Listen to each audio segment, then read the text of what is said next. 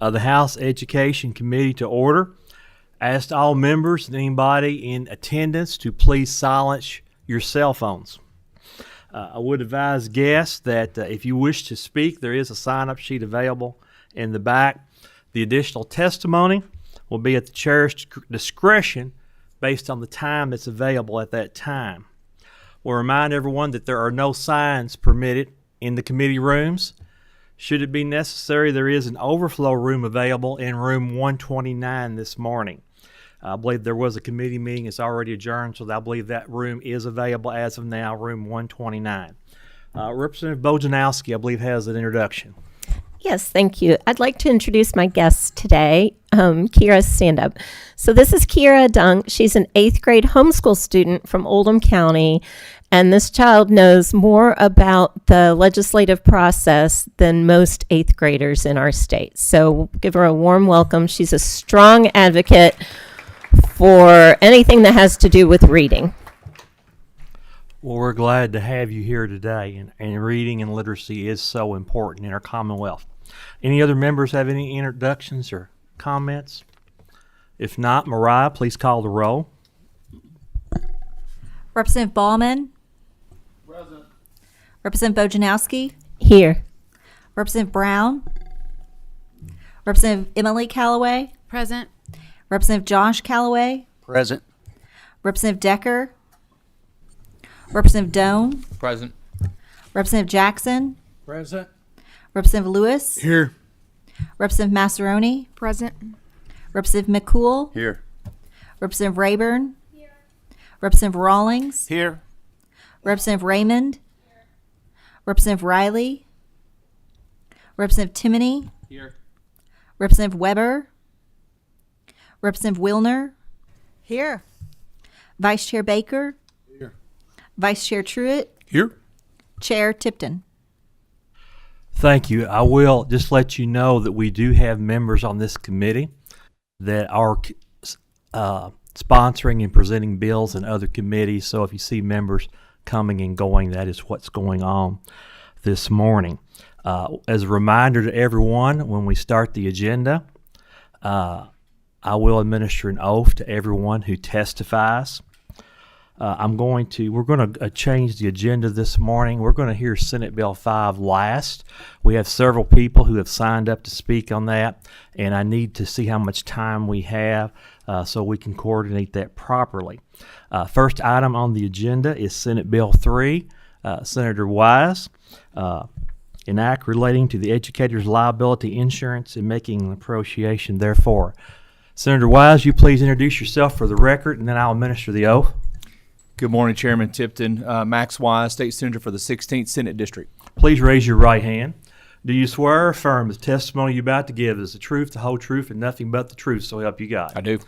Thank you so much. Please proceed. Thank you, Mr. Chairman. Mr. Chairman, I think there is a sub that's being presented on this bill on the There is. side. Members, that should have been sent out to you Friday night. It makes one change.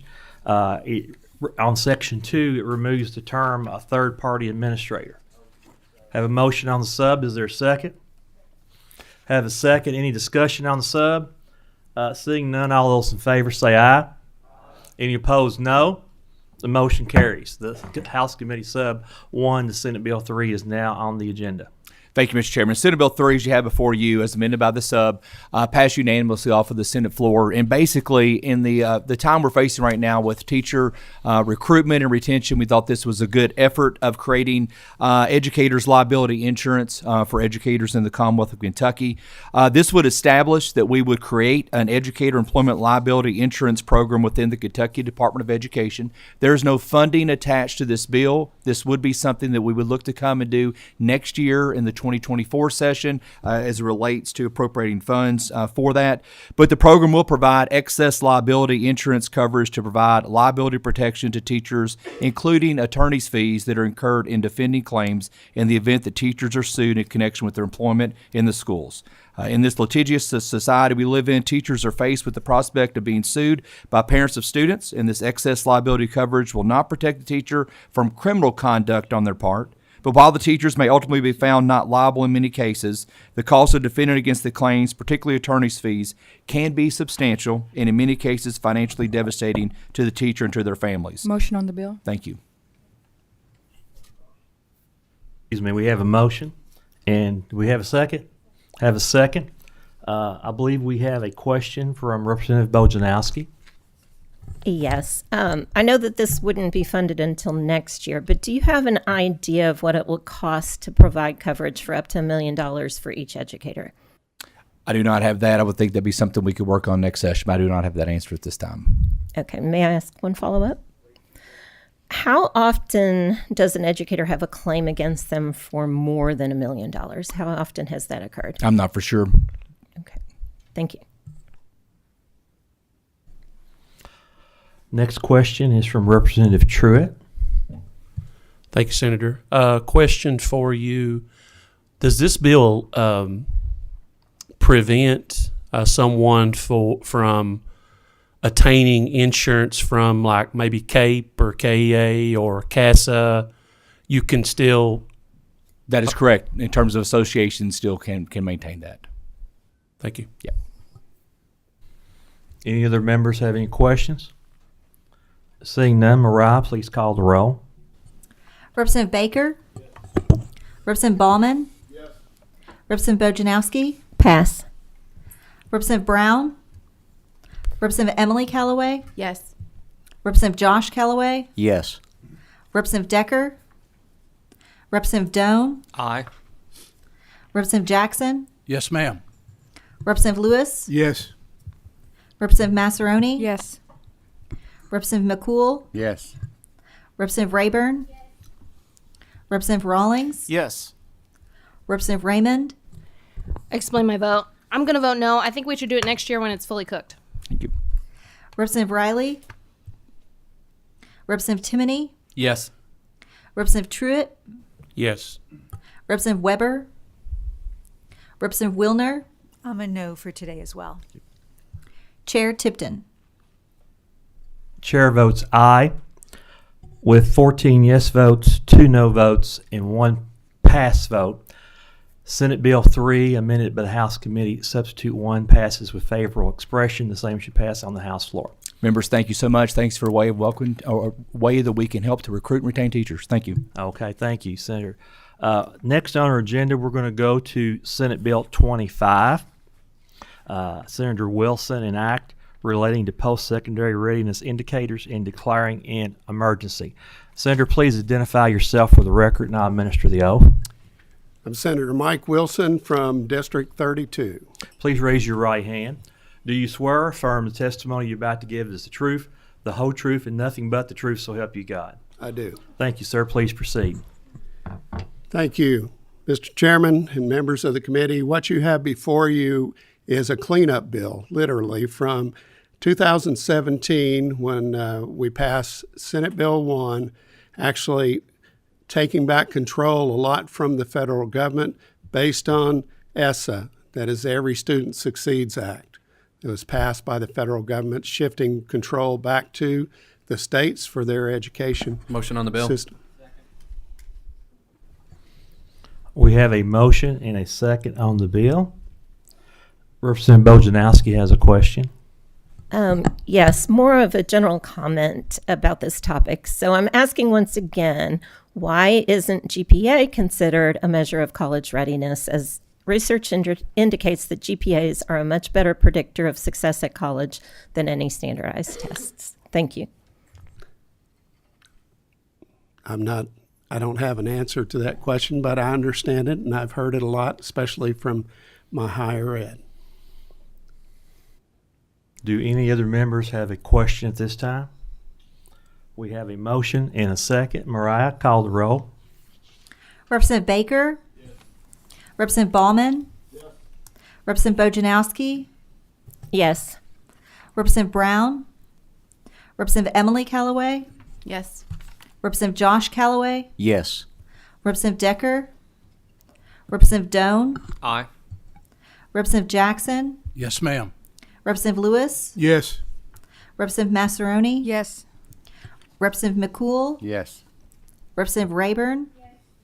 Representative Rawlings, Yes.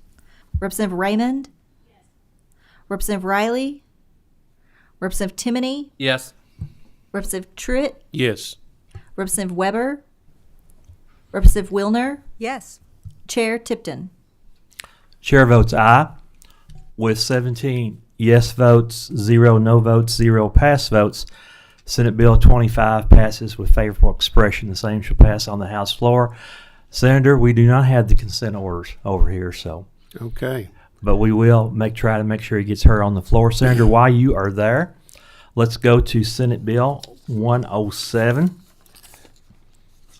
an act relating to the state management of education and declaring an emergency. You are already sworn in, so please proceed. And I believe there is a House committee substitute on this bill as well. Yes, sir, there is. And I would be happy to go ahead and have y'all adopt that. Have a motion. In a second, we have a question from Representative Bojanowski. Yes, can you explain what the difference is from the bill that we were brought in the sub, please? The difference in the sub is that it takes out the nominating committee. And that should be the only difference. Any other members have questions on the sub? If not, all in favor say aye. All opposed, no. Committee sub is adopted. Please proceed, Senator Wilson. Thank you, Mr. Chairman. Let me just start and say that when we did CARA, we actually set up the education system, KDE, to be separate and apart from the governor's office. It was to be an independent agency, not influenced by politics. Unfortunately, what we've seen over the years is we've seen every governor tends to believe that they're in charge of the education system, KDE, and we've seen it for our last two governors, and one party and one of the other. And the most recent was when our current governor came into office and dissolved the Board of Education and reappointed it, reconstituted it, and appointed all with one party. And so that is something that the Commissioner of Education is not a part of his cabinet. And in order to really make sure the accountability needs to be there, we are the ones that are charged in the Constitution. If you go look at it, we're charged with providing common schools of education for our state. And that is legislature. We pass the bills that govern it, and we also pass the budget that fund it. And so in this bill, what it does, it now makes sure that just like we do with Fish and Wildlife Commissioner, has to be confirmed by the Senate. This makes sure that the board still hires. They still hire, but then he has to be confirmed by the Senate or reconfirmed by the Senate if it's his contract is up and he's being given a new contract for no more than 4 years. So each 4 years, the commissioner would have to be up. And if the commissioner's doing a great job, it's not a problem. And so I just think that that brings us some accountability to the legislature because, again, when we see things going in a different direction than we want it to go, we pass legislation to try to bring it back in. It'd be nice to have some accountability where it really belongs with the legislature. Motion on the bill. Did you get those? We have a motion and a second on the bill. We do have some questions. Representative Bojanowski. I'm on a streak this morning, I think. Okay, so here's something I really don't understand. How can this process be less political when a chamber with supermajority has to confirm the commissioner? To me, that's the essence of politics, that one chamber that has all the power makes the decision, final decision. Well, I can tell you that we confirm every board member goes through the Senate for confirmation. And we hear from our members in the House whether they want that person confirmed or not. So it is, whether it's like housed in the Senate, still has a lot of influence from House members because they talk to their senator and say, this person should not be on that board. And that's how it works. And if I may clarify just briefly, Go ahead. Okay, so my concern is not House versus Senate. My concern is Republican versus Democrat. And, your statement that it was reconstituted with one party, it's not a partisan school board. It's educator school board. So, I mean, you may say that this is following Kara and keeping politics out of education, but I think it plunks it right down in politics, and I will be a no vote. Senator Wilson, brief follow-up to that. You referenced Governor Beshear's 1201 first day in office decision on the school board. We have made changes to the law since then Yes, that sir. would not allow any governor to do that. Could you comment on that? Right. Right after that happened, we passed a bill that said, no longer could the governor actually abolish that board and reconstitute it. And we also put that it had to be balanced between the two major political parties, as well as male and female, and also minority ratios that are in our state. So from here on, that's how it's balanced as far as appointments go. But that's one of the ways that we did that. But this is just another way, because sometimes the commissioners thinks they are beholden to whatever the governor wants to do. Okay, thank you. We have a question from Representative Raymond. Thank you. A couple quick clarifying questions. So for a term not to exceed 4 years, but there's no limit on the number of terms that a commissioner No can limit. serve. That's Okay. correct. And then what if someone, a nominee was not confirmed? Could the office be vacant indefinitely? It could be vacant, yes, and it has been in the past. And then one more, please. Go ahead. You said that I want to use the right terms. Every person who's on the state board who nominates the commissioner is confirmed by the Senate, correct? That is correct. So I'm confused why we don't entrust those people who are already confirmed by the Senate, why we need to add this additional layer of what feels to me like micromanagement. Well, like I said, we do it for fish and wildlife as well, and we felt like this is another level, especially for education, which is over half our budget, that we need to make sure that there are some more checks and balances based on what we've seen in the past since Kara was brought in from our governors. Any other members have any questions at this time? If not, Mariah, please call the roll. Representative Baker? Representative Ballman? Representative Bojanowski? No. Representative Brown? No. Representative Emily Callaway? Yes. Representative Josh Callaway? Yes. Representative Decker? Representative Doan? Aye. Representative Jackson? Yes, ma'am. Representative Lewis? Yes. Representative Massaroni? Yes. Representative McCool? Yes. Representative Rayburn? Representative Rawlings? Yes. Representative Raymond? No. Representative Riley? Representative Timoney? Yes. Representative Truitt? Yes. Representative Weber? Representative Wilner? Could I please explain my no vote? Please proceed. Thank you. So you point out, Senator, that Kara did establish that the Kentucky Department of Education, that the commissioner really should operate outside the realm of politics. I think there was real wisdom in that.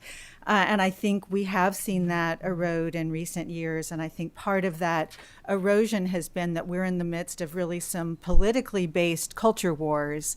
And we're seeing our schools and our public education professionals be really on the front lines of a political battle. And to me, that this makes that dangerous situation even worse for our students and for our teachers. So I'm a no on this today. Thank you. Chair Tipton? Chair votes aye. Senate Bill 107 with the House Committee substitute passes with favorable expression. The same should pass on the House floor. Thank you, members of the committee, and Mr. Chairman. Thank you. Okay. At this time, we've had some members who came in. Representative Brown, do you want to record some votes? He's going. Representative Weber. Yes, Mr. Chairman, I'd like to record yes votes on Senate Bill 3 and Senate Bill 25. Okay. All right, at this time, the next item on our agenda is Senate Bill 81, Senator Amanda Mays Bledsoe, an act relating to private and parochial school calendars. So, Senator Bledsoe, you and your guest, please identify yourself for the record. Then I will administer the oath. Thank you. Amanda Mays Bledsoe, Senator District 12. Andrew Vandiver. I'm the Associate Director of the Catholic Conference of Kentucky. Please raise your right hand. Do you swear or affirm the testimony you're about to give is the truth, the whole truth, and nothing but the truth, so help you God? Yes. Okay, please proceed. Thank you, Chairman and committee members. KRS 158080 states that except in those school districts operating in a year-round school program, the term of the school shall not be for a shorter period in the year than the term of the public school provided in the district. Motion on the bill. We have a motion and a second. Representative Bojanowski has a question. Yes, just briefly. So how would this impact cottage schools in which students partially homeschool and partially attend an in-person school? Thank you. It only applies to certified schools. Okay, thank you. Now, let me ask the question. This would allow the parochial schools to set their calendar. What about the number of hours or instruction or days of instruction as required by KRS? Would that change at all? It only affects the days of instruction. Okay, thank you. Representative Raymond. What does this bill do? So this honestly came to be because a principal in my district came to me and said, did you know that Fayette County Schools is going 175 days and the state minimum is 170? But this states that the private schools that are certified have to go the same number as the minimum in the school district they reside. This simply removes that requirement. Representative Lewis. Thank you, Mr. Chair. I think that answered my question. So my question was going to be, don't the Catholic schools set their schedule? So the bill, I think the problem really is there's a minimum number of days statewide, but this pegs on a requirement that wherever the student resides that's going to the school, you have to base on. So if you have a student from Fayette County, you have to go whatever number of days Fayette County's going if your students reside in Fayette County. Problem is, Catholic, Lexington Catholic might pull kids from 8 different counties or 8 different school districts. How do you know which one to set it by? This just puts us on the minimum state calendar. So we can still set our calendar. It's just, this gives us a minimum threshold for setting the calendar. Follow up, Mr. Chair. Please proceed. So the private schools want this? Yes. Okay, thank you. Any other member have a question or comment? If not, Mariah, please call the roll. Representative Baker? Yes. Representative Ballman? Representative Bojanowski? Yes. Representative Brown? Yes. Representative Emily Callaway? Yes. Representative Josh Callaway? Yes. Representative Decker? Representative Doan? Aye. Representative Jackson? Yes, ma'am. Representative Lewis? Yes. Representative Massaroni? Yes. Representative McCool? Yes. Representative Rayburn? Representative Rawlings? Yes. Representative Raymond? Yes. Representative Riley? Representative Timoney? Yes. Representative Truitt? Yes. Representative Weber? Yes. Representative Wilner? Yes. Chair Tipton? Chair votes aye. With 17 yes votes, 0 no votes, 0 pass votes, Senate Bill 81 passes with favorable expression. The same should pass on the House floor. Thank you. Thank you very, very much. Thank you. At this time, let's stand at ease for just a moment.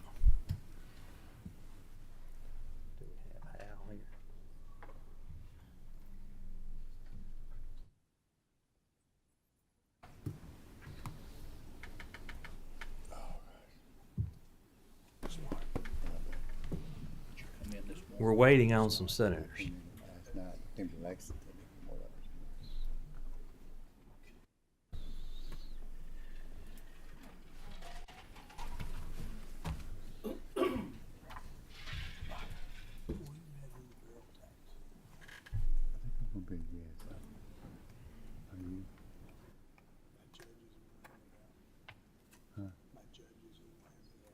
other bill?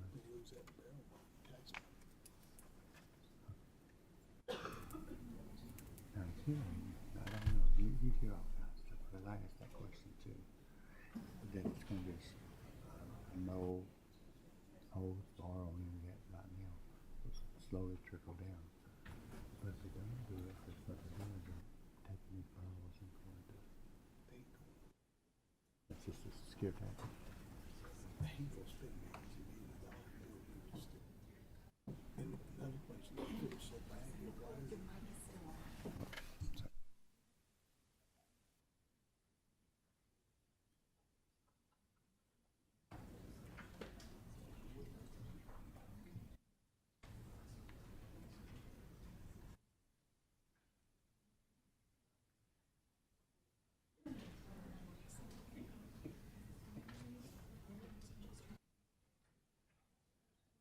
All right.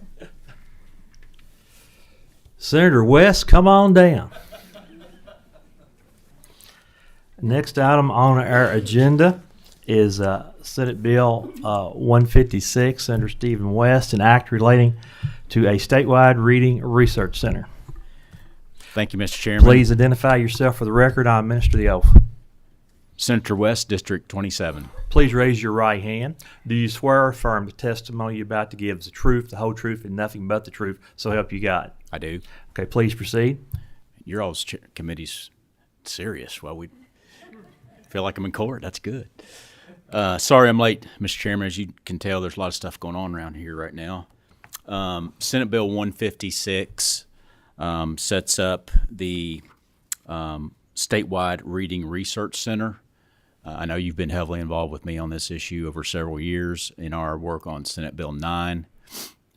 In statute, currently, KRS 164-0207, there's a mandate to set up a reading center in Kentucky.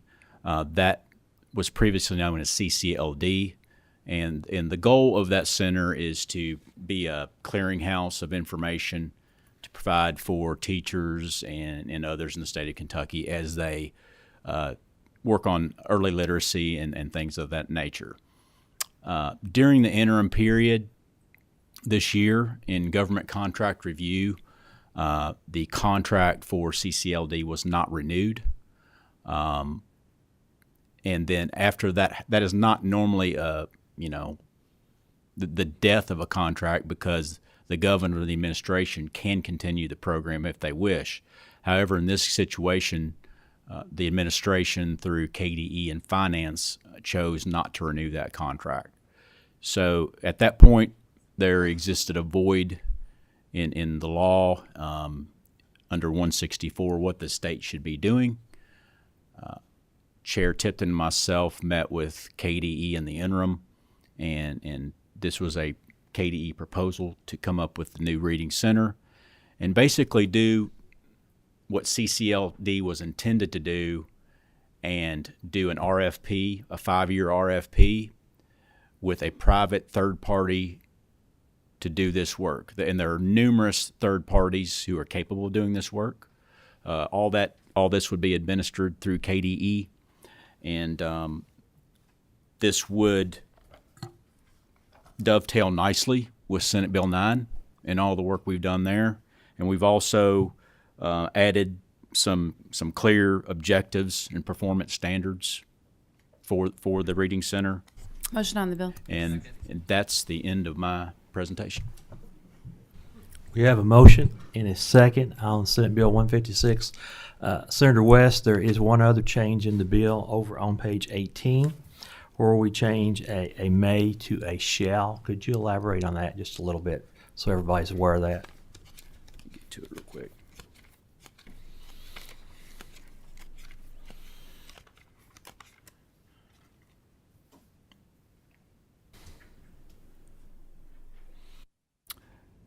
Yes,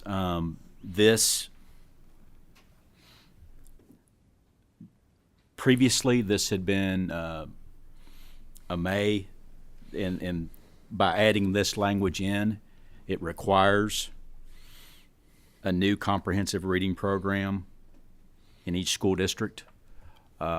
Basically, this was a committee sub, just so you know. I'm assuming there is no committee sub in this committee, correct, Mr. That is Chairman? correct.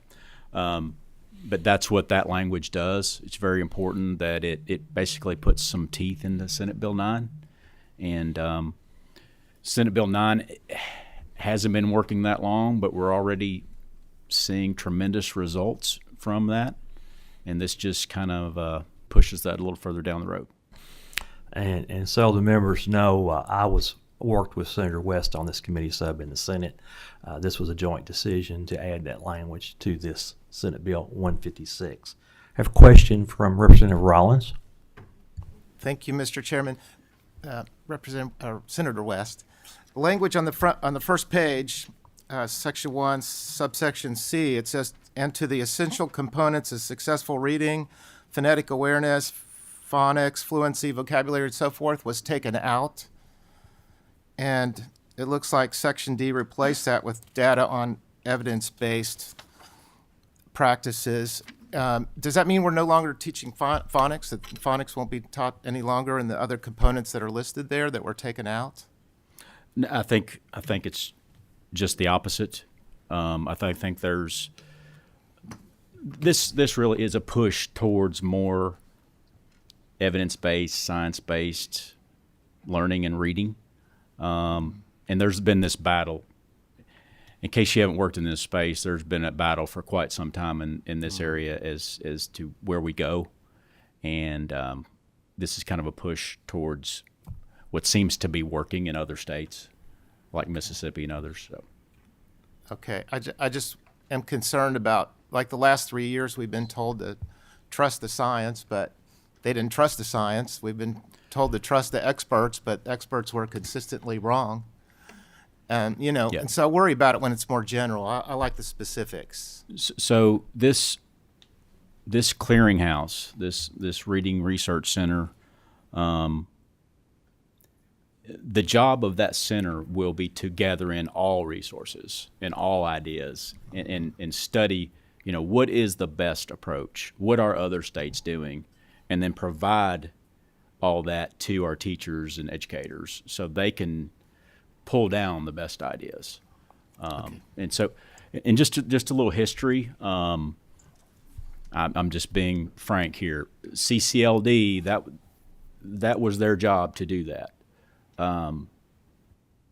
The way it was set up, they had one plan through the Ohio State University, and then they had another plan that was frankly not very good.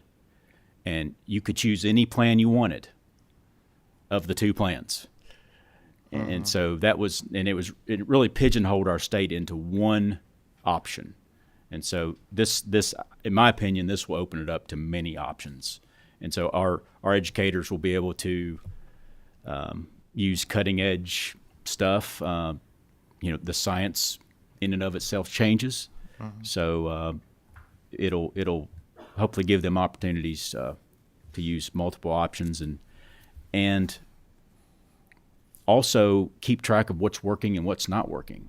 We through our NAEP scores were horrendous, especially in early literacy. And so apparently what we're doing currently was not working. So Okay. Thank you, Senator West. Thank you. I have a question from Representative Jackson. Thank you, Chairman Tipton. Thank you, Senator West.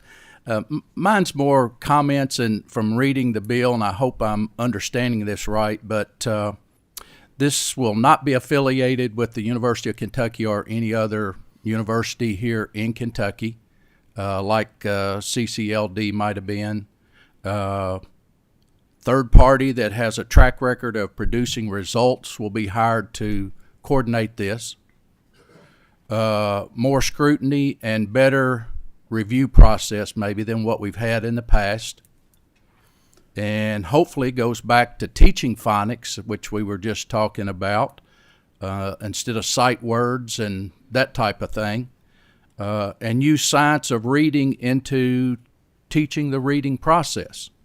And if it does those things, it will be one of the biggest pieces of legislation that's come out of the General Assembly this session. And I want to thank you and Chairman Tipton for working on this as a lifelong educator. You know, we all know that if you can't read by the third grade, it's going to be an uphill climb from that point on. So anything we can do to help the reading process, and I like those things that are, you know, in this bill. So thank you again for what you all have been working on. Thank you, Representative Jackson. Just a little context. Chair Tipton and myself, we had spoken about that over the interim. Should we open it up to other universities and set it up that way? But I'm not going to take credit for this language. This was a KDE idea that we agreed with. To us, we felt this was an even better proposal. It is to open it up, and you know, it's got a 5-year. It's a 5-year RFP. So that gives them time. Within 5 years, if it's not working, we can switch to a different vendor. On the flip side, 3 years is not enough time to give a vendor to do what they need to do. So we felt 5 years was a good point. So,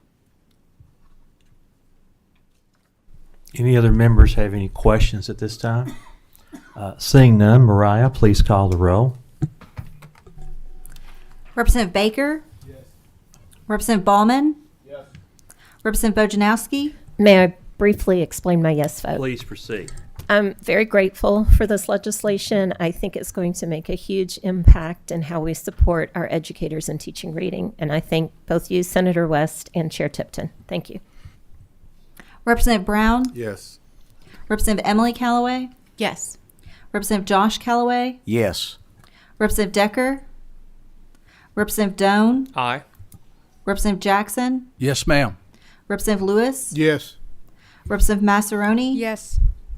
Representative McCool? Yes. Representative Rayburn? Yes. Representative Rawlings? I'm a yes. Representative Raymond? Yes. Representative Riley? Representative Timoney? Yes. Representative Truitt? Yes. Representative Weber? Yes. Representative Wilner? Briefly explain my yes vote. Please proceed. Thank you. Thank you for this bill, and thank you, Chairman Tipton. Thank you, Representative Bojanowski, for all the work that you and so many others have done on this. And this policy is just a great example of what we can do when we follow the science and we follow the evidence in our policy work. So thank you for this example, and thank you for this bill that's going to help a lot of kids and a lot of teachers. thank you. Chair Tipton? Chair votes aye. Senate Bill 156 with 19 aye votes, 0 no votes, 0 pass votes, passes with favorable expression. The same should pass on the House floor. Thank you. Mr. Senator Chairman, West. I would be remiss if I didn't also thank Representative Bojanowski for her hard work on this issue over the past couple of years. Absolutely. Representative Bowman, do you want to record any votes while you had to step out? Microphone, please. Chairman, can you let me know which ones I missed, sir? I believe it was Senate Bill 81. Senate Bill 81, I am a yes. Okay. Thank you. And Senate Bill 107. Senate Bill 107, I am a yes. Okay, thank you. Thank you. At this time, the next item on the agenda is Senate Bill 5. Senator Howe. An act relating to education and declaring an emergency. With you and other presenters, come to the table, please. Identify yourself for the record, and then I will administer the oath.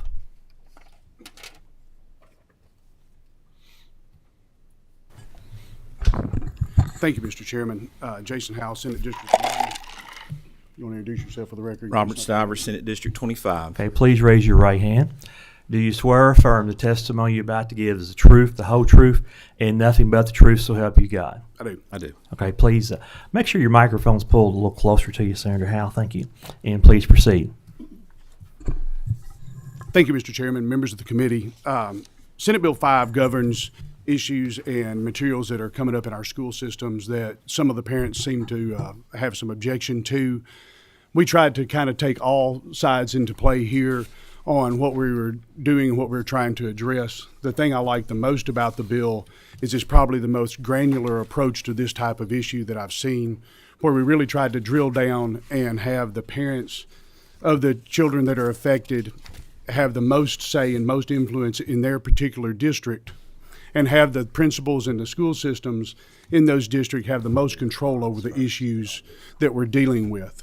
We have a very rich and diverse state with a lot of different opinions in different areas, and it's very difficult to find a one-size-fits-all solution to some of these. I've talked to a number of people through this, and I've had a lot of criticism from the folks to the left of me and the folks to the right of me. They think it either goes too far or not far enough, which probably tells me we got it close to right. Specifically, the purpose of this bill is to address issues that parents think may be obscene.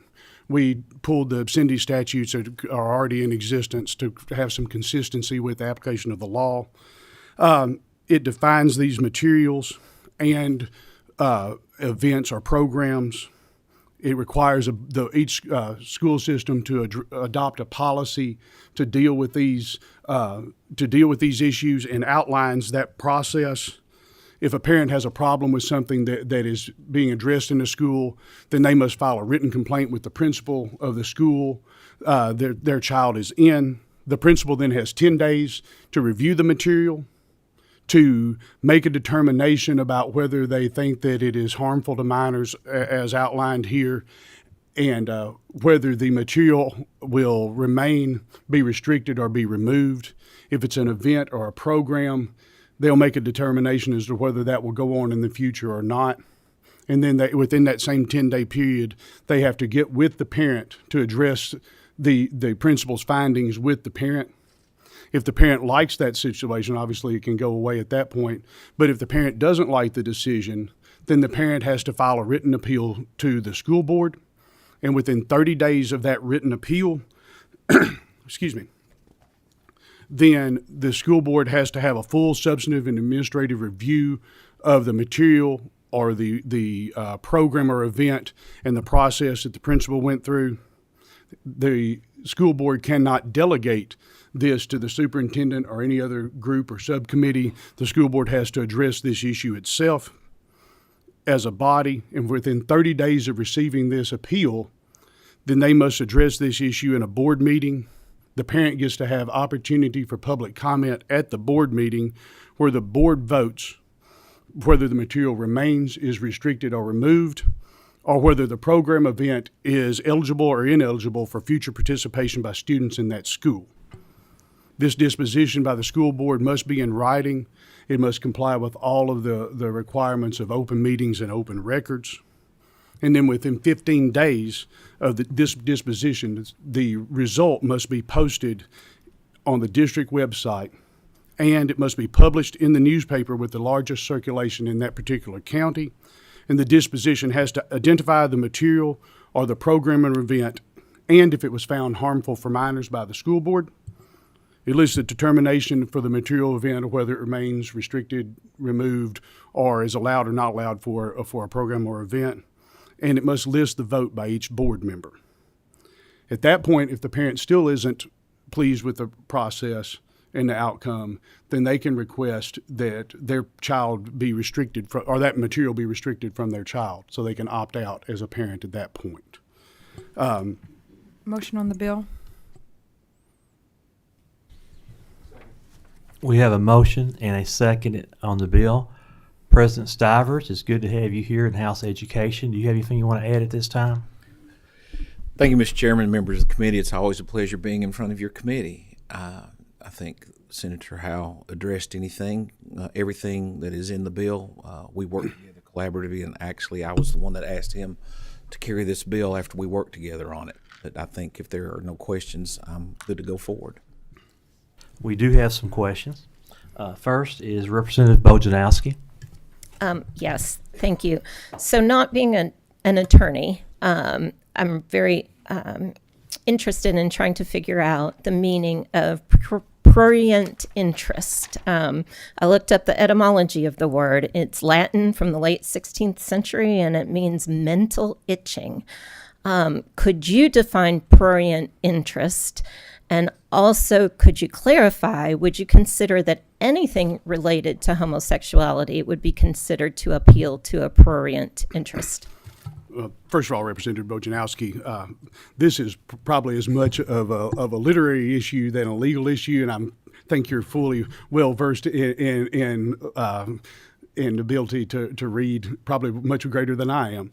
Mental inching is an interesting definition of it, but the baseline on this is not what I define, but this has been evolved through a bunch of Supreme Court decisions in this, and the best part about it is I don't really have to define it, because we leave that evaluation to the local school boards, the principals first, and then local school boards to decide what is over the line on these issues or not, as they see fit with their community standards. May I ask one brief? One addition? brief follow-up. One brief. Thank you. Very gracious. Are you aware of any districts that do not have a process for parents to express their concerns about materials? I think there are a lot of different processes in place, and I think some of them work pretty well. Some of them don't. There's been some dissatisfaction with how this issue's been addressed in some of the districts. Most of the districts have a process in place that is kind of outlined by the Kentucky School Board Association process for dispute resolution. Every district will tweak it a little bit for their own, for a lot of their own special needs or desires, but there's a process in place for most issues that it's under my understanding with talking to the superintendents and board groups that's something that they can adopt for this bill as well. Thank you. Our next question is from Representative Josh Callaway. Thank you, Mr. Chairman. If it's okay, I'd like to ask a question and make a statement. Are you okay with that? Thank you. The first question I have, and thank you, Senator Howell, for taking time to talk with me on yesterday. Sure. I know everybody's been extremely busy. And one thing that I wanted to clarify in the bill is in Section 1, subsection 1A. It states there that it gives that first statement and then says contain the exposure in an obscene manner, and goes on and gives that definition of this obscene manners that could be considered that. Should a parent or an individual find something in a book that contained this, solely this, does that give the principal the authority just based on this particular thing to take the book out, or does it have to meet all three of these specific things that are laid out in subsection 1 to be taken out? Thank you. In short and long terms, both. This is an exclusive. This is not a comprehensive definition, so any one of the three can be enough to trigger an analysis by the principal. So it can come under A, B, or C. So any one of those three is enough on its own to trigger. It doesn't have to be read as a whole. Yes, sir.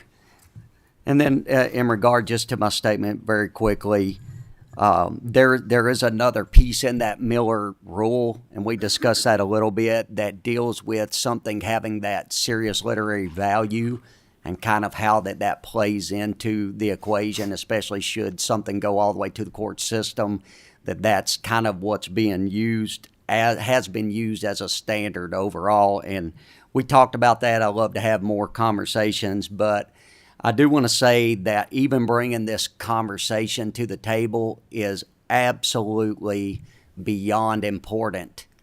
This is not just parents, some parents that have different ideas out in our society, but this is absolutely sexualizing our children. That's what's taking place. I have pictures right here that I won't hold up because we're on TV of books that come from the state of Kentucky that are in our children's schools that depict things that some people should never see, let alone a child be exposed to. And so we are not just trying to stop pornography, but I looked at this resolution that came through the Senate in 2018, Resolution 170, and it actually stated that pornography is a public health crisis, and in regard to children leads to so low self-esteem, risky sexual behavior, and goes on and talks about all these things that are harmful to children as a result of exposure to pornography. And so I think it's vitally important that we be as bold as we can possibly be on this issue. I do look forward to voting yes. I do look forward to more conversations in regard to this. But if we're talking about one particular thing that can help the minds and the hearts of our children in the day and hour in which we live, addressing this issue is one of them. So thank you. Mr. Chairman, I know that was a statement, but he brought Please, something. please proceed, He Senator. brought something in there that I think I need to address on this. While it's not, this is just a statute. This is just a definition part of the statute, but kind of as to whether if there's one piece of a greater work that might fall within this, that comes under the evaluation process for the principal and the board to see if the body of work as a whole falls into the definition of harmful to minors as an obscenity, or if it just has a portion of a reference or something like that might trigger the definition. You know, if you had a art history book and it had a picture of a Rubens with an exposed breast and part of that, that would technically come under the statute, but I don't think any of us are going to read that to be triggering killing the entire book any more than we would saying that the Book of Solomon and the Songs of Solomon would negate everything in a Bible to pull it out of a reference material. So while that part of the statute is just definitional, the assessment and the analysis takes the whole body of work, if that kind of addresses that part of your issue. Briefly. That is absolutely what my concern has been, is being careful that we're not so subjective that we allow things to stay in place that absolutely should go. And so when we take it as a whole and we look at it as a whole, and it does have things that fall under that category of Section 1, I just want to make sure we're not protecting something from staying in place as well. And we'll have more conversations about that in the future. Those are just things that I wanted to bring up and point out, and I appreciate your indulgence. Thank you. Next, we have Representative Raymond. Thank you. Chairman, how many questions may I ask? Start off with one, and then we'll go from there. I would have given you at least two, Representative Raymond. Okay. So, Senator, I'm fine with the process. I'm certainly pleased that the principal's making the call. One of my major concerns is that formalizing it this way breaks down the vital relationship between parents and teachers, and could have a chilling effect on teachers, right? When they feel that, a parent is going behind their back versus what should be happening, which is like, hey, you know what? I saw this and it really made me uncomfortable. And at our house, we operate in this way. Would you speak to how this could affect the relationship between teachers and parents that we need to be strengthening? Yeah, first of all, good question. I don't think there's anything in the statute that prohibits a parent from talking to a teacher about it. And if they don't get the redress that they want, then they could appeal to the principal on that to kind of get the ball rolling as far as what this statute addresses. But a lot of these decisions about materials and everything, they're made at a school level too. So sometimes the teacher gets, and I guess that really, the answer to that goes to the crux of this bill itself. There are certain teachers and certain schools within school systems and certain school systems that give teachers more latitude and more flexibility within their own classroom than others. And this kind of, in that same manner, this bill allows principals and school boards to address those issues with as much local control as they can as well, without getting in the way of telling that particular teacher what they can and can't, from Frankfurt's level, telling that teacher what they can or can't teach in their classroom. It allows them, the parents and the teachers, to have the opportunity to work that out as they so choose, and then lets the parents go through the principal and then through the process outlined in the bill. May I ask another question? Please proceed. I know everybody's in a tizzy about some dirty books. Can you give examples of programs and events that we've seen in Kentucky in the last year or two that have outraged parents and brought about this bill? Yeah, there's been a lot of discussion about that. First of all, do we think we need to put Tizzy in the definition section of this too? But there have been certain programs and events that there's been a lot of discussion about it as far as talking about any one particular program or event, no. But there's been lots of discussion about different things that were happening or that they were concerned are happening or that were happening in other states that people thought we needed to address in this bill. May I ask another question? One more, then I'm going to have to cut you off. We've got a full list here. With respect, Chairman, this is obviously an important bill that the House is seeing for the first time. We got a lot of interested parties here, and I think it deserves more time for discussion. I will ask, Senator, whether you think this is a losing battle and that people who support this bill might be naive about what happens on the school bus, at youth group, on TikTok, and at slumber parties. Yeah, it's kind of broader than that too, isn't it? As a parent of 3 teenagers, it's quite an interesting battle. Working through this, I thought about how much easier my parents had it. My mother was a high school English teacher and librarian, and I was always real frustrated when the swimsuit issue of Sports Illustrated was not on the shelf, so I could read about sports in the middle of that, and we've progressed a lot since those days. But the things that we're talking about, and I'm sorry, go back to your question. I went off. Excuse me, Mr. Chairman. There's so many other environments that our Yes, children are yes. in that removing a book from the library that, 599 out of 600 children will not check out in a decade, I think ignores some exposure that our kids are having on the school bus and at youth group and on TikTok and at slumber Right, parties. but there's 2 things on that. One, there's probably a lot of books that we want our kids to read that 599 out of 600 don't check out. But you can't control everything. But I think this message and the way this information comes through is a little different than the examples you give. Teachers and schools come with a sense of authority that is absolutely crucial to have in the educational system for children to respect their teachers and to respect what is being taught, and that's more of an authoritative issue than what your buddies may be talking about on the school bus going home after that. I think that's the difference there. Next question is Representative Timoney. Thank you, Chairman. And Senators, thank you for being here, President Stivers. First and foremost, I know I kind of wade into some odd places as far as policy issues and whatnot, but I am supportive of this bill because I do believe that we need to be making sure that the materials in our schools are developmentally appropriate. I think that is very, very, very important. I am slightly, concerned about some of the kind of the backstory I'm hearing about where and why. I did take a look at Florida's bill. And I know that it was run across the country as it's book banning, it's book banning, it's book banning. Well, their bill pertains particularly to K through 3. And one of the pieces that I liked about it was the fact that there was a required training for school media specialists that they would have to go through to make sure that they were trained on developmentally appropriate books for topics.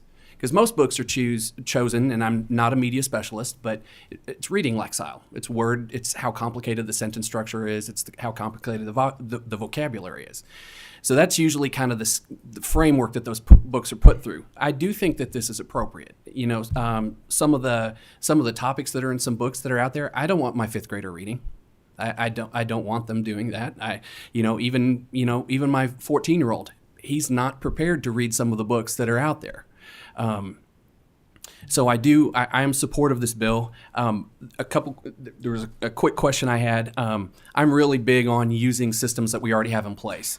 Had you all thought about using that school-based SBDM to kind of go through some of this? And the reason why I ask that, as a former principal, a 10-day turnaround on evaluating a book title, I just see that as something that would be overly burdensome. Just kind of a couple of part answer to your question. As a former SBDM member, that's part of the process as well, to kind of discuss what topics are going to be taught in school for curriculum and this sort of thing. The 10-day rule, and I had some questions about that. We were trying to kind of figure out time frames on everything. Everything's arbitrary. And one thing to mention, in this bill is with all of the timelines in this, it allows for an extension of that if all parties are agreeable. So if the parent and the principal are agreeable to more than 10 days, or if the parent and the school board are agreeable to more than 30 days, then that's something that can be extended out as well. But I think that the 10-day window is set in there to make sure that the parents understand that their concerns are being taken seriously and promptly, and that's not there's a lot of burdens on our school administration that they probably don't need, but this is one that can probably be evaluated and resolved pretty quickly by reviewing the material and this sort of thing, and having that short time frame to address this issue is something that we didn't think was an undue burden on them. One quick follow-up. Briefly, please. And I appreciate your description as far as art. I think that's kind of a realm that will always kind of push the line as far as, I remember when I taught the difference between classical art to Renaissance art was the introduction of nudity. And all my students, all my sophomores were like, nudity? And nudity is just, the definition is absence of clothing. So when you're talking about a painting where you now show a forearm, that by definition is nudity. However, I got parent phone calls saying, why are you showing nude pictures to my kids? And it's like, we need to get into this a little bit more and define, because art will always push forward on that one. And I think that's an area that we need to protect a little bit more. Thank you. Yeah, I think the greater point in your comment is the communication back and forth both ways can help hopefully eliminate a lot of those parent concerns. Next, we have Representative Wilner. Thank you, Mr. Chairman. It's a fascinating conversation, and I'm learning a lot, and some of my questions have already been answered.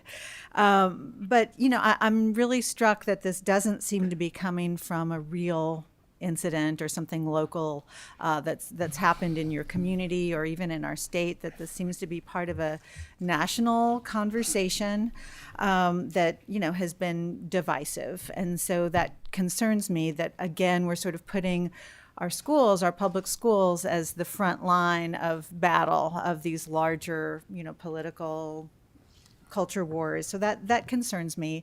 We know we have a teacher shortage in Kentucky. That's a real issue. We know that we have principals who are so overextended trying to support their teachers. We know that we have school boards whose job it really is to address high-level issues. And so as a former school board member, it's hard for me to even imagine sitting in school board meetings discussing, are we going to allow this book or that book? It seems like an enormous amount of fuss, frankly, over possibly one parent's concern that there can be tremendous disruption to the educational process. A lot of parents are never going to bring concerns like this because they're going to have the conversation directly with their kids, right? There are these materials in the school that I'm uncomfortable with, and maybe you should bring them home and let's talk about why this isn't appropriate, or have the conversation with the teacher, as Representative Raymond said. So I'm just wondering if, in place of all of this structure around an issue that we haven't even really seen in Kentucky, apparently, if we couldn't just have parents opt out and say, this book, this material, this lesson is in my child's school. My child isn't ready for this. Let's just go straight to the opt-out instead of wasting so much precious educator time. Yeah, that was a long question. It I'm was. I'm going to try to address everything that I can recapture. How's that? Thank you. First of all, as one former school board member to another, there are a lot of things that came before us in that role that we never dreamed would come, or never really understood how we got there. And these issues will be that as well. The school board is involved in this directly because they are the elected representatives for all the students, for the student body. And they needed to be able to have the input, because that's a direct line to all the parents and all the community members. It's not just parents, it's community members that have these concerns too. They just may not have a child in the system. But some of this stuff is already here and is in play. And whether it is or it isn't, sometimes responsible responsible process for legislation is to be proactive rather than reactive. Sometimes we can do a lot more good in certain policy areas by not having to play defense and catch up all the time. Mr. Chairman, Yes, could I address that question? please. I think about a year ago, now Governor Andy Beshear in the Department of Education, when Representative Wildner says it hasn't happened in the way of the show, it was in my backyard that it did happen, that we had what was called twerking with one of the administrators in the school system at a play. If Representative Wildner thinks that was appropriate, Governor Andy Beshear condemned it highly. So it is here. And then I have seen the documents, the books that have been taken to respective school boards that are portraying various things that I don't think many people would want their middle school student to be seeing in a book. That school system felt it was appropriate to keep it in the school system. And there was no way for the parents to opt out. Members, we have 3 more members who have asked for questions. I'm going to cut off the member questions with those 3. We have several constituents who have asked to speak as well. Representative Jackson. Thank you, Mr. Chairman. Senator Howe and President Stivers, good morning. Thank you for being here.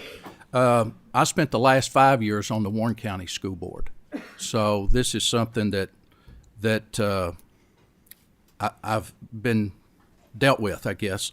My question is, on page 3 there, the vote cast, this is when it gets to the school board, okay? It's gotten all the way through the process to the school board.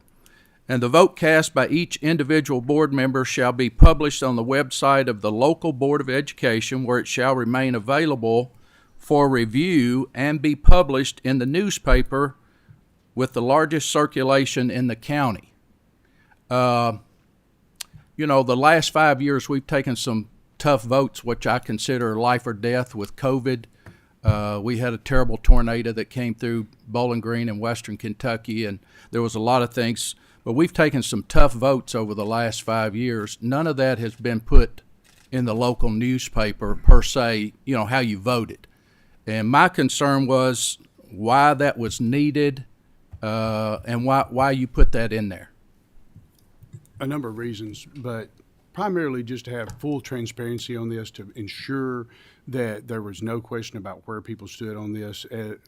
There's a lot of votes that we take as school board members that aren't that popular. There's a lot of votes that we take up here that aren't that popular as well, that we'd probably like to be able to take a pass on and not have to deal with the calls on our decisions. But we felt that on issues that were this intimate and this involved with the children, that we thought that was the best process. It was evaluated a lot. It was discussed a lot. Okay. Thank you. Representative Rollins. Senator, can you explain the foundational and guiding principle of the Supreme Court precedent that we have, Board of Education versus PICO from 1982? And what limits are found appropriate for regulating content in K through 12? Weren't those standards established with that case in 1982?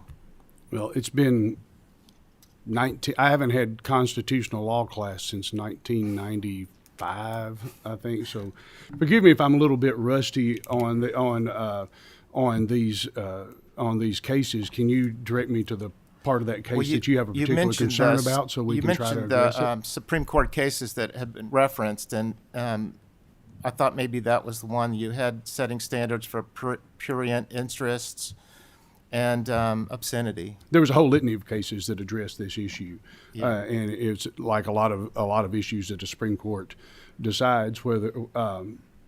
No one case is the silver bullet home run on this. There's a lot of different cases to treat different issues on it.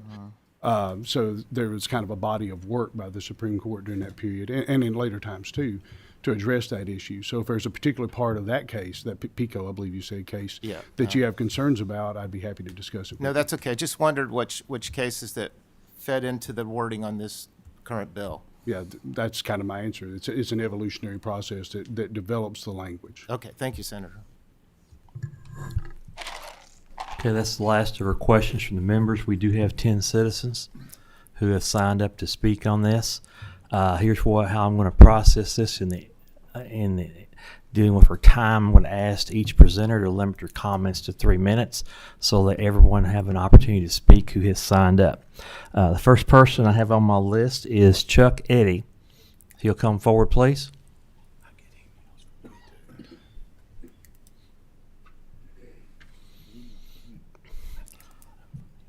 Chuck, if you will identify yourself for the record, then I will administer the oath. I'm Chuck Eddy. Do you swear or affirm the testimony you're about to give is the truth, the whole truth, and nothing but the truth, so help you God? I do. Please proceed, Mr. Eddy.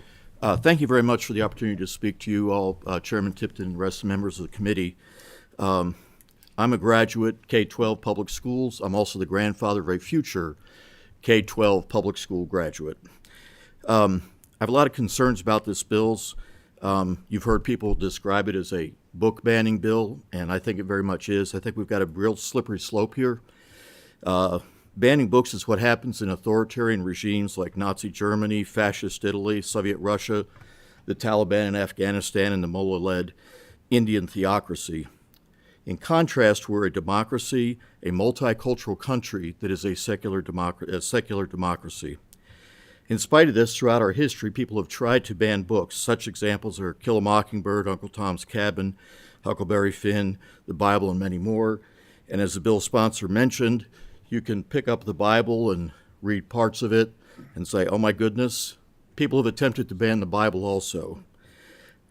Today there's an effort to ban a lot of books that have LGBTQ content. I'm very concerned about that. I feel like this is an effort to reduce or cancel this kind of culture.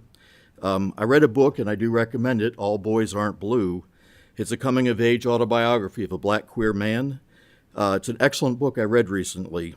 I better understand my LGBTQ friends and family, my African-American friends and family, and my black queer friends and family. I do recommend it. One of my concerns is that our education here in Kentucky is very poor compared to the rest of our country. We're 43rd out of 50 for overall rank of most to least educated states. We're also 36th out of 50 states in teacher pay, 31st out of 50 states in expenditure per pupil. These kind of things, limiting what's in the schools, is going to lead to our Kentucky students, our graduates, being less competitive in the country as a whole, being less competitive in the world as a whole. So I'm very concerned about that. And finally, I want to say that we already have processes in place. These books are measured by library and media committees for what's appropriate or not appropriate by age. That book I referenced earlier is a high school appropriate book. The author himself says in there, this is high school appropriate. So I just want to conclude, I don't support this bill. I recommend you voting against it. Thank you very much. Thank you, Mr. Eddy. Our next presenter is Alex Berlin.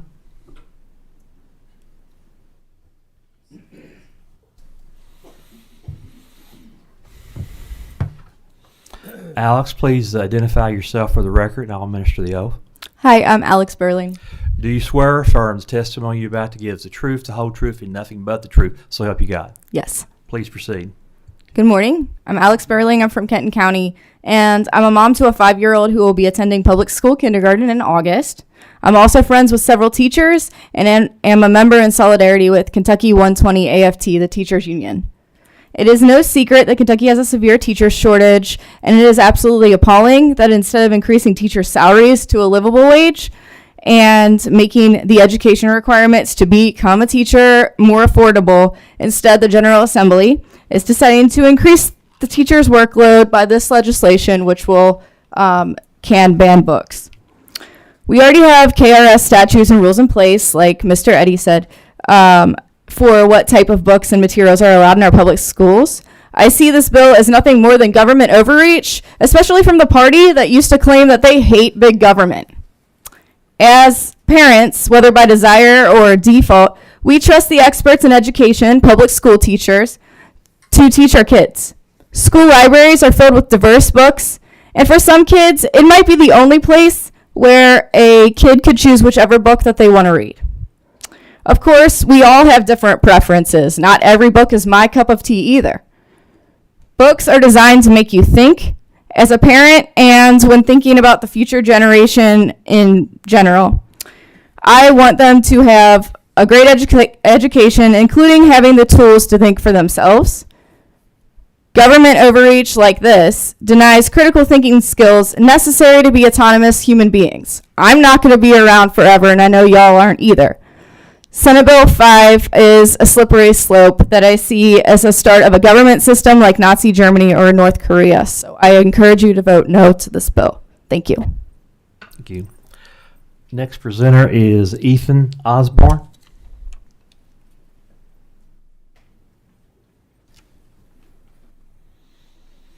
Ethan, please identify yourself for the record and I'll administer the oath. I'm Ethan Osborne.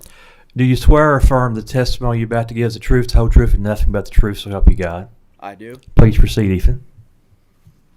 Good afternoon. I'm Ethan Osborne. I'm with the Kentucky Pirate Party and the Communist Party of the United States.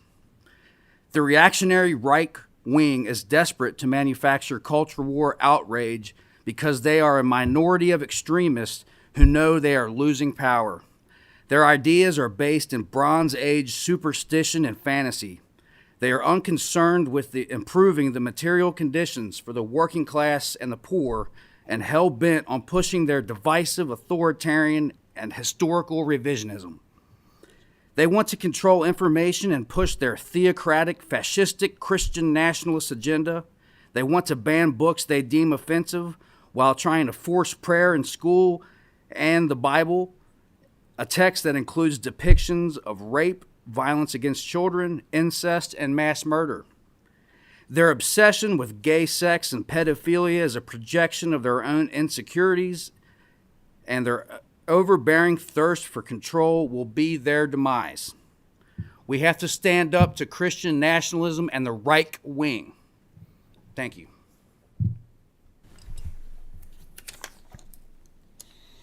Our next presenter is Emma Curtis. Please come forward, Emma. Identify yourself for the record, and I will administer the oath. Hello, my name is Emma Curtis. Please raise your right hand. Do you swear or affirm testimony you're about to give is the truth, the whole truth, and nothing but the truth, so help you God? Yes, sir. Please proceed, Emma. So, good morning, Mr. Chair and members of this committee. My name is Emma Curtis. I would like to explicitly clarify that I am not a member of the Communist Party, nor have I ever been. But I'm a 26-year-old woman, and I've spent most of my life in Kentucky. I've attended private schools here, I've attended Catholic schools here, and I've attended public schools here. And I'm here to urge you to either significantly revise the definitions in this bill or to vote against it. While I do genuinely understand the desire to keep children safe from material that would do them harm, what concerns me most deeply about this bill is the vague language it uses to define such material. In lines 11 through 13 on page 1 of the bill, it defines this material to include material that, quote unquote, taken as a whole, appeal to the prurient interest in sex or is patently offensive to prevailing standards regarding what is suitable for minors. I've been here for most of this legislative session.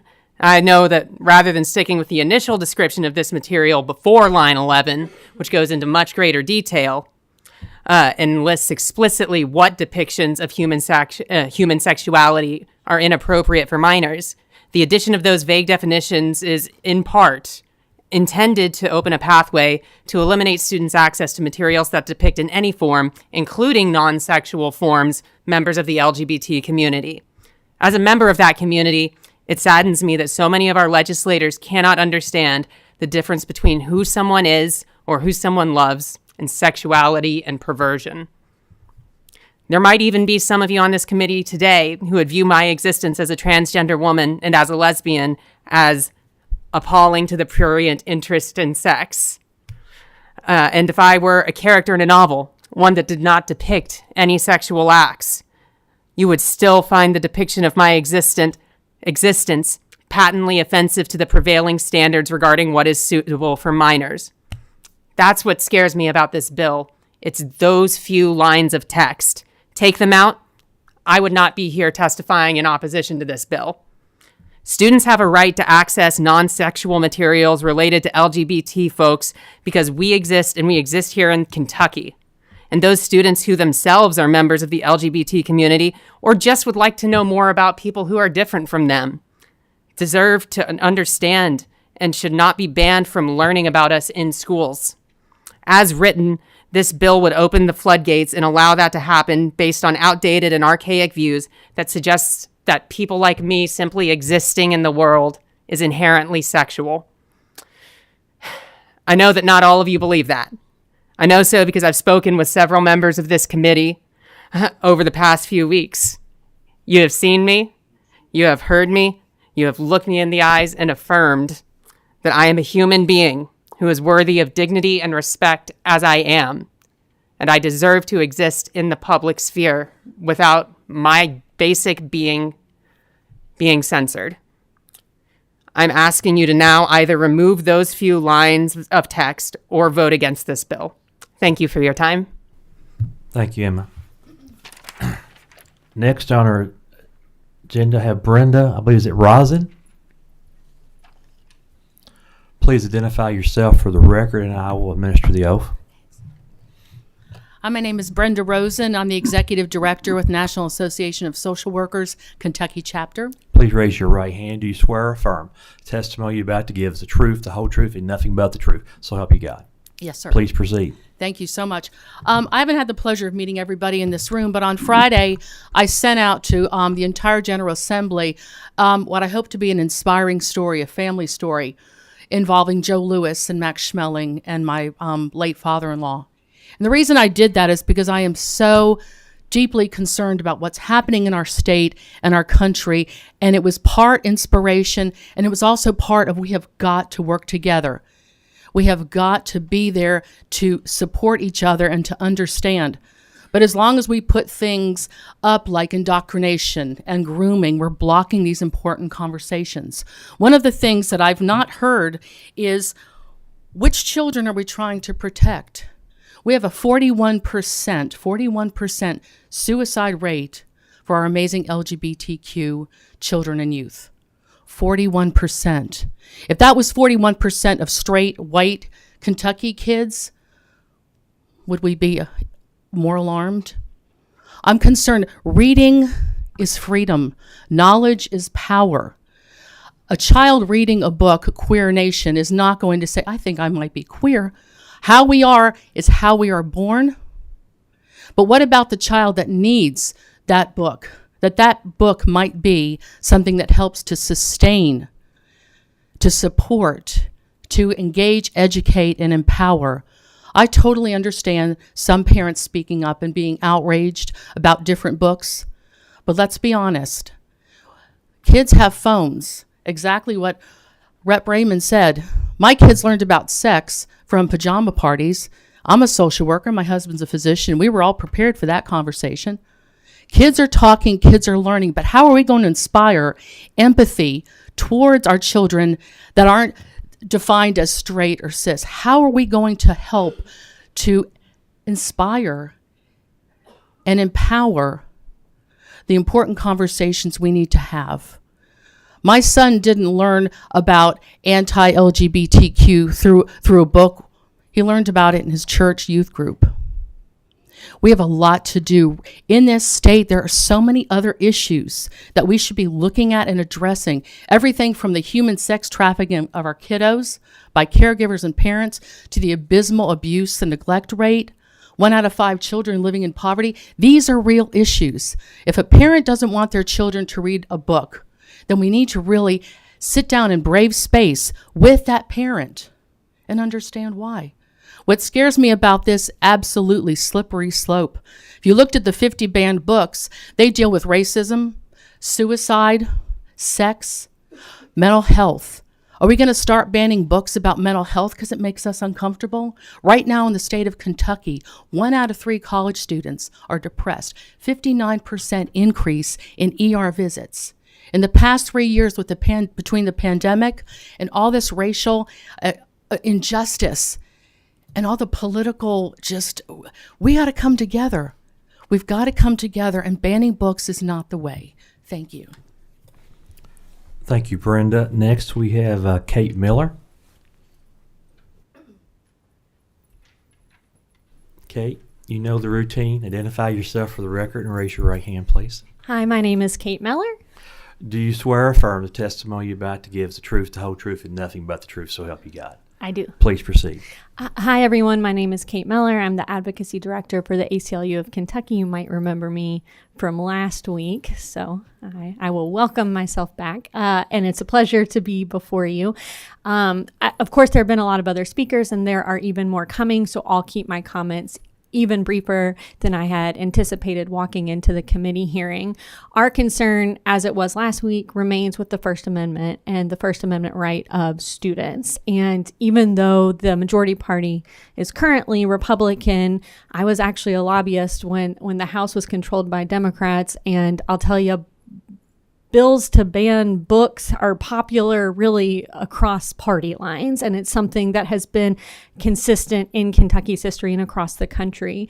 And our primary concern with this legislation is not necessarily the process that's put in place, which I think in many ways is very thoughtful and is in line with what we currently do. But it's the fact that if you look toward the end of the bill, you go through the whole process, you go to the principal, you go to the school board, and ultimately it's determined that this book is something that is not harmful to minors. It is still incumbent upon the school. It is the responsibility of the school to ensure a child does not have access to a material that a parent finds to be harmful. And so I think that is really too big of a responsibility, too big of an authority for the state to be entitled to. And practically, I think it's very challenging. If you go through the whole process and let's say, I think another person mentioned To Kill a Mockingbird, which was something that my mom, a public school teacher, actually got a lot of criticism over from parents when she was a teacher. Let's say at the end of the process, look, it's not harmful to minors. The value outweighs the risk. How are you going to ensure that one child out of hundreds or thousands cannot access that book? What process are you going to put in place? And we think that that's inappropriate. It will chill speech and will further push us along in a trajectory that could empower too big of a government. So thank you for the opportunity to comment. Thank you, Kate. Next, we have Mason Chernowski. Please identify yourself for the record, and then I will administer the oath. Hi, my name is Mason Chernowski. Please raise your right hand. Do you swear or affirm the testimony you're about to give is the truth, the whole truth, and nothing but the truth? So help you God. I do. Thank you, sir. Please proceed. I grew up in a religious household. My parents were very religious and also very homophobic. I did not hear any positive messages about the LGBTQ community growing up.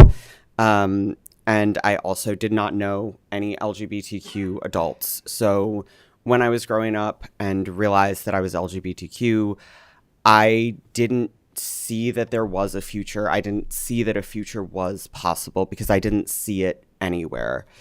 But lucky for me, I was a very nerdy child, and I spent a lot of my time reading.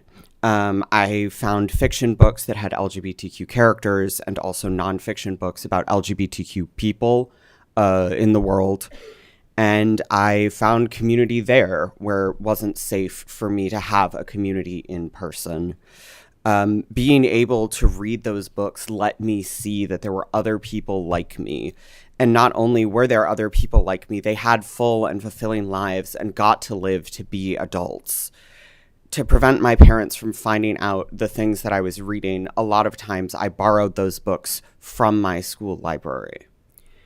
The acceptance that I saw in those books was so important for me as a child, and I want every child all across Kentucky to have the same access to those books.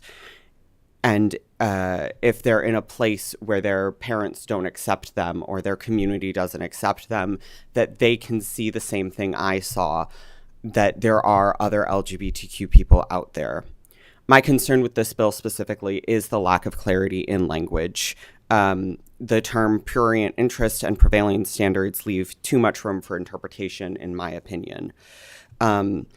I've heard from legislators in Frankfurt, including some here today, that no one wants to be LGBTQ or hurt LGBTQ kids, and I appreciate that completely. I think this bill, the way it is currently worded, would have negative consequences for LGBTQ people. If there were a school board out there that wanted to ban any mention of LGBTQ people, including books simply about having two parents or about historical figures under this bill, they could do that. If you're wanting to specifically prevent depictions of nudity or sex acts or descriptions of those acts, I support that. I think the language in Section 1A does clearly outline what you all are looking to do, which is to prevent kids from seeing things that aren't appropriate for them. The language around prurient interest and prevailing standards is not clear and should either be changed or removed. If you're looking to keep the language in there, you could even change the line or the word in line B from or to and, which would continue the spirit of the bill in protecting children from seeing explicit things if their parents don't want them to, but would eliminate the chance of having collateral damage against the LGBTQ community. Thank you very much for letting me speak. Thank you, Mason. Next, we have, actually I have two individuals on the same line. You're welcome to come up together if you like. Laura O'Brien and Miranda Stovall.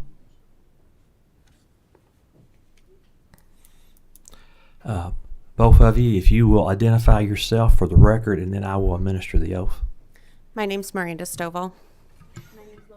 Please make sure the green light's on. Sorry, my name's Laura O'Brien. Please raise your right hand. Do you swear or affirm the testimony you're about to give is the truth, the whole truth, and nothing but the truth, so help you God? Yes. Yes, sir. Please proceed. Do we get 3 minutes each, or? Yes, ma'am. Go ahead. Okay. Hello, members of the committee. My name is Miranda Stovall, and thank you for allowing me to be here to speak with you today. I am the mother of 4 children who have all been in public school at one point or another.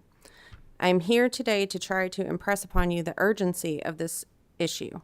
While I appreciate this bill and I am advocating for its passing, I want you to know the gravity of the situation that we're facing. So that packet that you all have is from me. There's pictures and excerpts from certain books. So you understand exactly what we as grassroots leaders are talking about. Honestly, it's not possible to ban a book in 2023. There's multiple ways that everyone can get their hands on whatever book that they would like to read. What we are talking about is adult sexual content for children inside the public school building. The school is not a place that should be taking place for children. I don't hear anybody talking about these images that are being put in front of minor children. All I hear is about LGBTQ. If there's books out there that don't have the sexual content, fine, let's get them in there. But we need to get this sexual content away from our children in school buildings. And I think I heard somebody mention that this is too big of a job for the school to regulate, for parents to opt out. I agree. So let's just remove the sexual content. Are you done? So some people may not be aware of how the book dispute process works in school libraries. Anytime a book is found to be of concern to a family, they have to bring it to the site-based decision-making council. That council evaluates the book and then decides whether or not to remove it. Generally speaking, most councils take this very seriously and handle these concerns appropriately. However, there have been cases where councils decide that the concerns of the family did not justify the removal of a book and allowed it to remain. When this happens, families are left with no recourse and no other way to appeal. Some people may say, just don't let your kid read it. But my question for them is, how am I supposed to stop my student from reading an inappropriate book if I don't even know if it's in there? There are no R-rated sections in the libraries. There's no content labels on them, like on music. I mean, they have explicit labels on the music that we can listen to, but there are none of that on books. How are we supposed to know? You can say that maybe a high schooler who's 14 to 18, I mean, there's a big difference between 14 to 18. So if that book's in there, I have no idea if it's appropriate for my kid until he reads it, and then all of a sudden we have to deal with it. So the whole purpose of this bill, and I am so thankful for it, is just to give parents an appeal process. There has to be some kind of way, and we don't want to put this on the teachers. That's literally what we're trying to avoid, is having to put more work on them. This takes it to the school board level and the principal and says, hey, let's figure this out together. And I love that. It's about bringing it together. It's not about being divisive. It's not about banning books like Miranda said. We're not talking about the little second grade books that, talk about, two daddies. We're not talking about that. We're talking about graphic, violent, sexually inappropriate books that do not need to be in there. These are our tax dollars. Why are we spending money on this to show our kids that? And there's no way a librarian can read every book and make sure that it's appropriate for kids. I mean, that also would put more work on them. So I like this bill. I like that it gives us a way to handle this situation, and it works with the SBDMs. Most of them usually handle it properly, but sometimes people disagree. So I think this is a great way to bring people together and to help find a solution. So thank you. Thank you for your presentation. Next, we have Myrna Eads.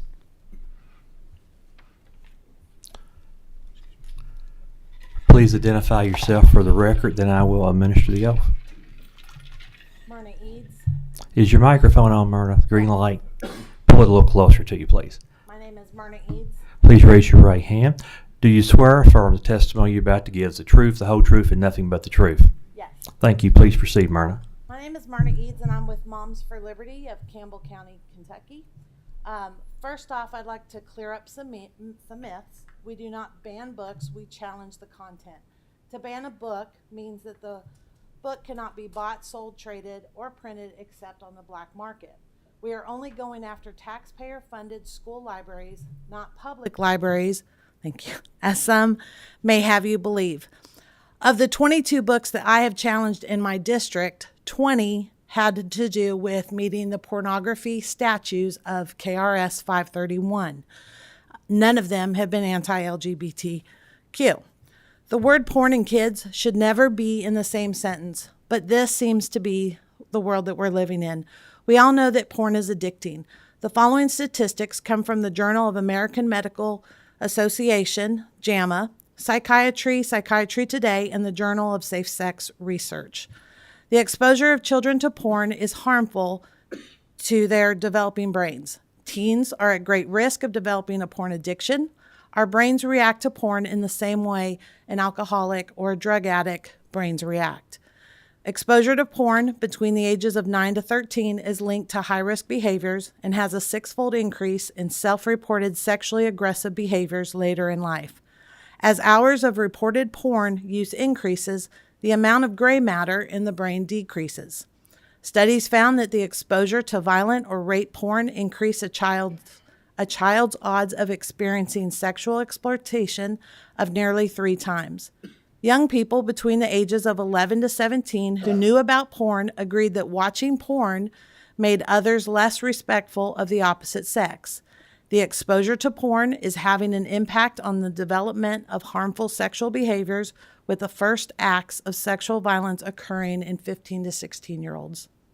Research reveals that adolescent porn consumption is significantly associated with earlier sexual debut, increased casual sex, increased sexual aggression, both as perpetrators and as victims, engaging in anal intercourse and sexting.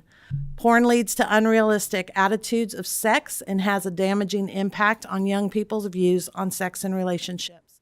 And porn also introduces teens to same-sex intercourse, sexual bondage, bestiality, group sex, and sexual violence. We need to stop normalizing sex, rape, abuse, drugs, and that's the agenda that seems to be being pushed in the schools.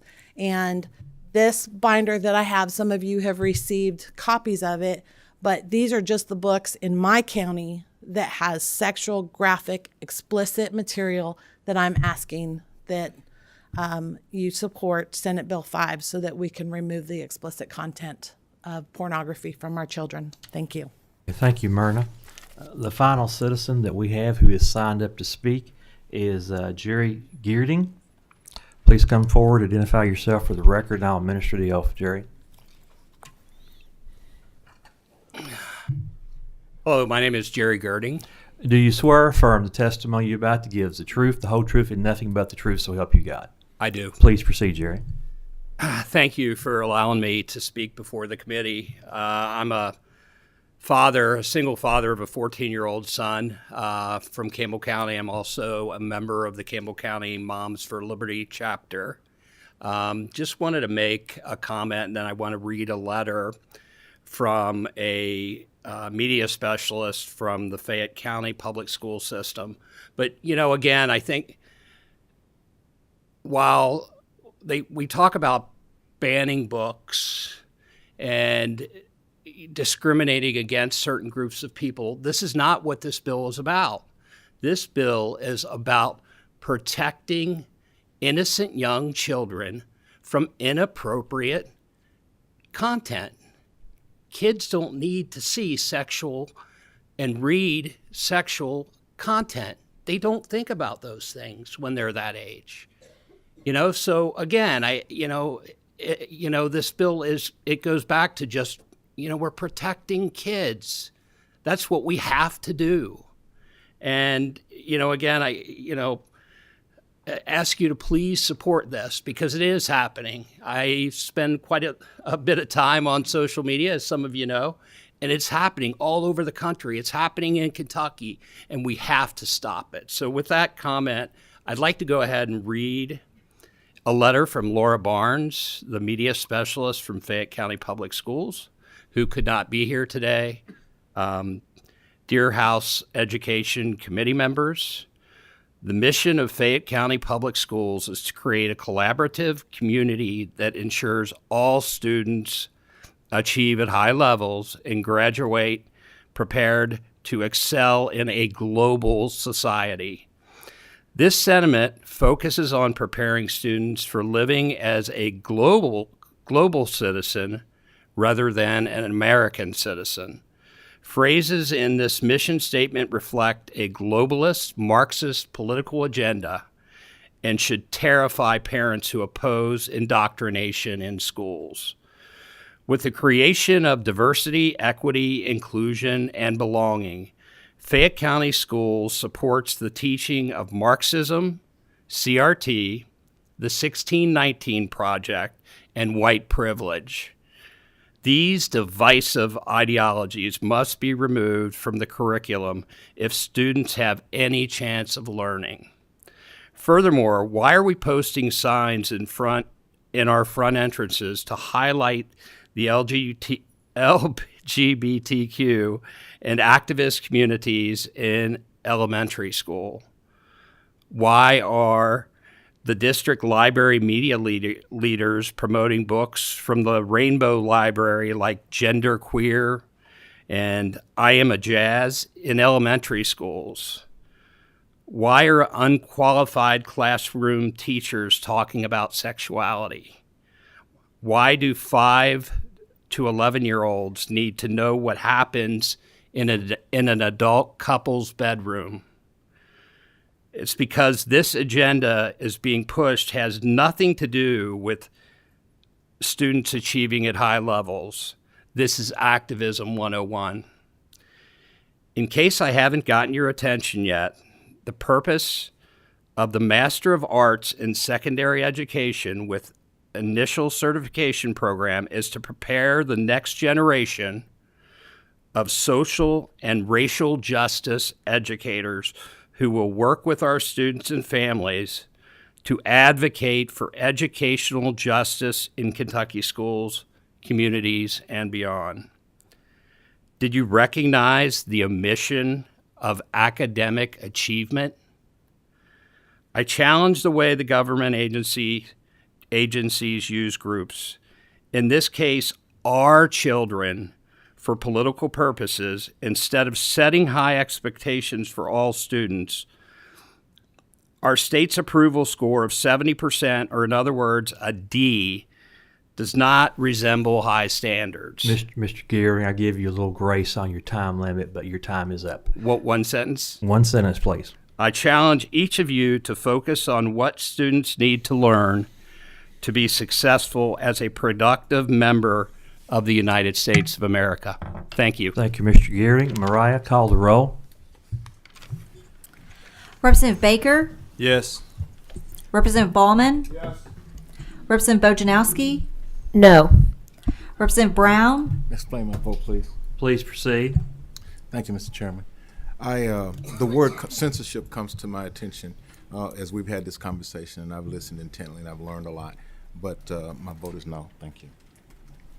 Representative Emily Callaway? Yes, with an explanation. Please proceed. I'm grateful for everyone who showed up today to express your opinion about the bill, to give some details, for sharing some materials with us. I appreciate that very much, for being involved.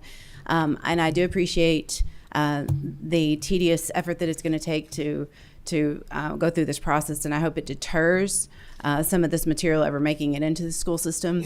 I think it'd be amazing to see how quickly that'll happen. And I do think we can educate without porn. So I appreciate the work that's been done on this, and I'm a absolutely yes. Representative Josh Callaway? May I briefly explain my vote? Briefly, please. I'm not trying to ban books at all about the Civil War.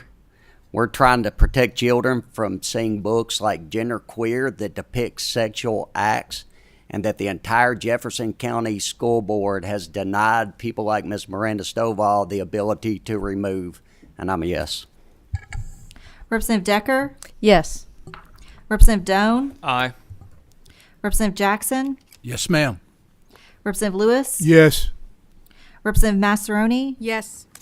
Representative McCool? Yes. Representative Rayburn? Yes. Representative Rawlings? Yes. Representative Raymond? No. Representative Riley? Representative Timoney? Briefly explain my vote. Proceed. I'm a yes today, and I want to make sure that we stay focused on what's developmentally appropriate. And I think the topics are something that we need to, some of the comments that were made after your presentation, we need to be very, very careful about what we start eliminating from content and curriculum. Thank you. Representative Truitt? Yes. Representative Weber? Yes. Representative Wilner? No. Chair Tipton? Chair votes aye. With 16 aye votes and 4 notes, Senate bill passes with favorable expression. The same should pass on the House floor. Representative Decker, would you like to record some votes, please? Thank you, Mr. Chairman. Go ahead and use on your microphone. I believe, was this the only bill you were here and present for? I know you had to present a bill in another committee. It was, and I vote yes on all the remaining bills. You're voting yes on Senate Bill 3, Senate Bill 25, Senate Bill 107, Senate Bill 181, and Senate Bill 156. Is that correct? Yes. Okay, thank you. Thank you. Members, pay attention for announcements for meetings that may be coming forward later in the week. At that, the meeting is adjourned.